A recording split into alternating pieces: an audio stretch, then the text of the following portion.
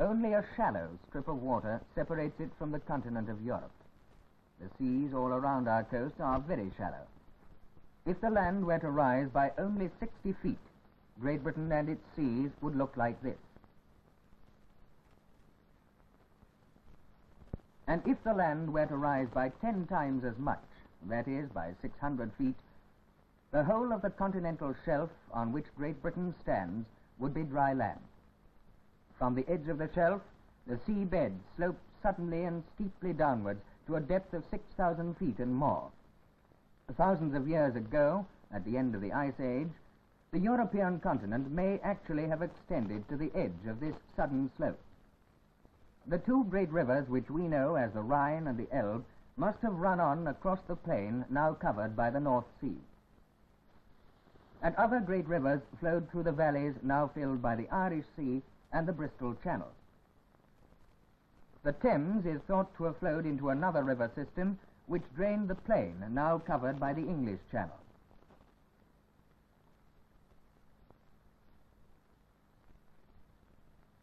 Slowly the land sank, and the sea advanced.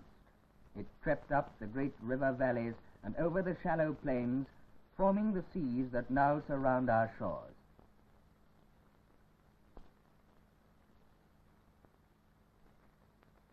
As it neared the high ground, long arms of the sea ran in between the hills, giving us the indented coastline of our island.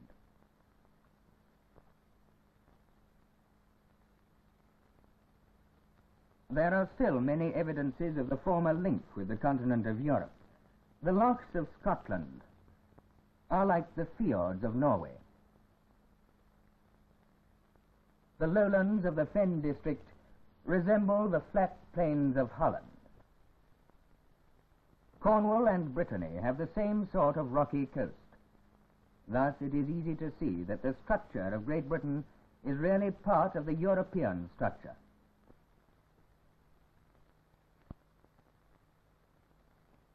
Both Great Britain and Europe are part of the landmass of Europe and Asia.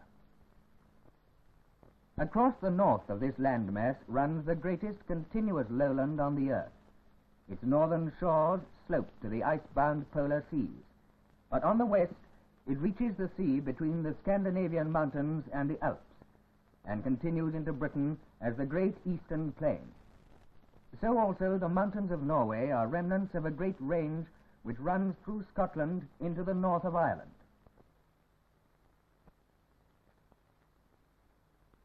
While fragments of another ancient range run from Bohemia in Central Europe, across southwest England and South Wales, and into southern Ireland.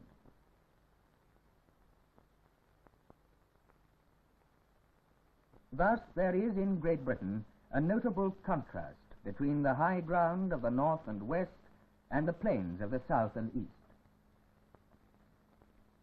Now, consider how the position of Great Britain is related to its climate. The position of any place on Earth can be given by means of lines of latitude and longitude. The lines of latitude measure the angular distance, north or south of the equator.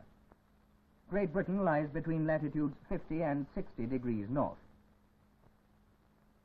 Further to the north and northwest lie only Greenland, Iceland,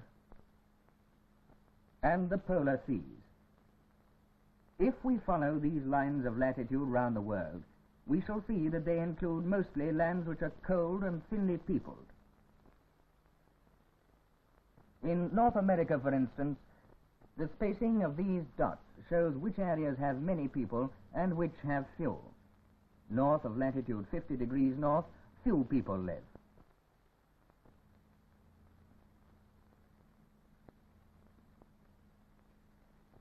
In Asiatic Russia, the land in these latitudes is also half empty until we reach the industrial areas in the Urals. Only in Europe, and especially in northwest Europe, are there really dense populations in the same latitudes as Great Britain.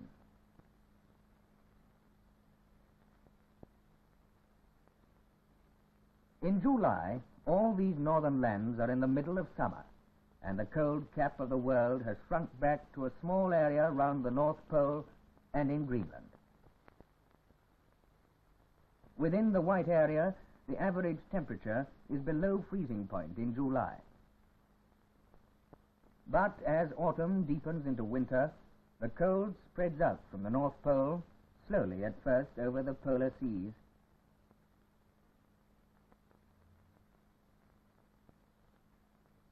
then faster over the great land masses month by month.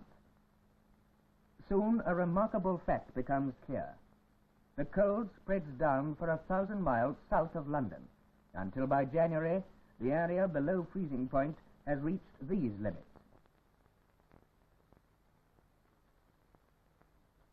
Yet Great Britain lies in a kind of sheltered bay which penetrates far into this zone of northern cold. Within this area, which is called the Gulf of Winter Warmth, estuaries like the Clyde can be used all the year round.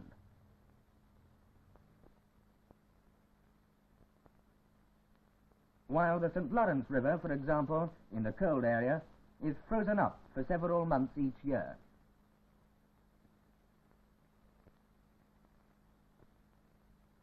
The British Isles are protected from extreme cold by a drift of warm water flowing across the Atlantic Ocean from the southwest.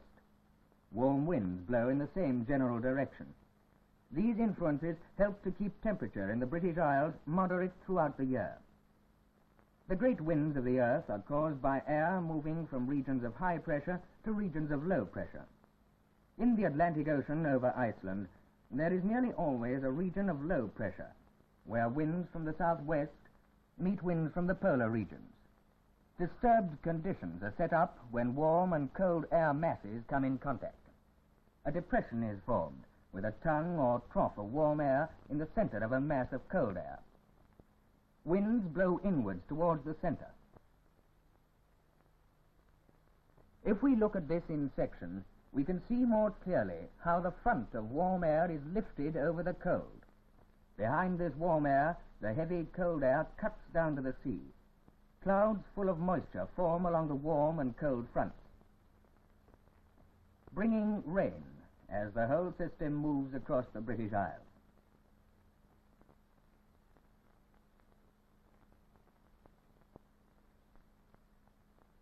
Thus, Great Britain has a maritime type of climate, rainy and changeable,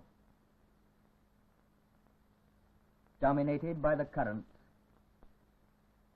and by the winds of the Atlantic Ocean, which warms the seas around its coasts, keeping the harbors open at all times.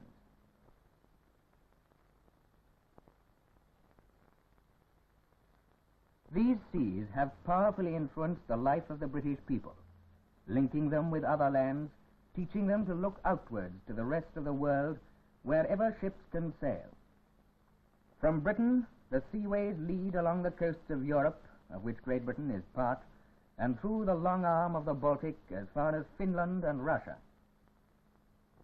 Other seaways lead past France and Portugal and Spain into the Mediterranean Sea. And so through the Suez Canal to the Red Sea, to the countries of the East, to Australia and New Zealand. By other routes, Britain looks south to Africa and to South America.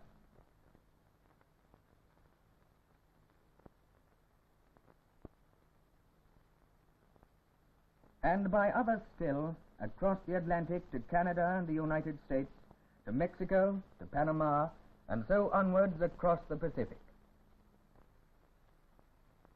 Thus, Great Britain looks out to the world and stands at one of the crossways of the world's sea lanes. Because of this, it has come to be also a great junction of the new airlines of the 20th century. Great Britain's trade, which is maintained by these communications, owes much to her position on the surface of the globe.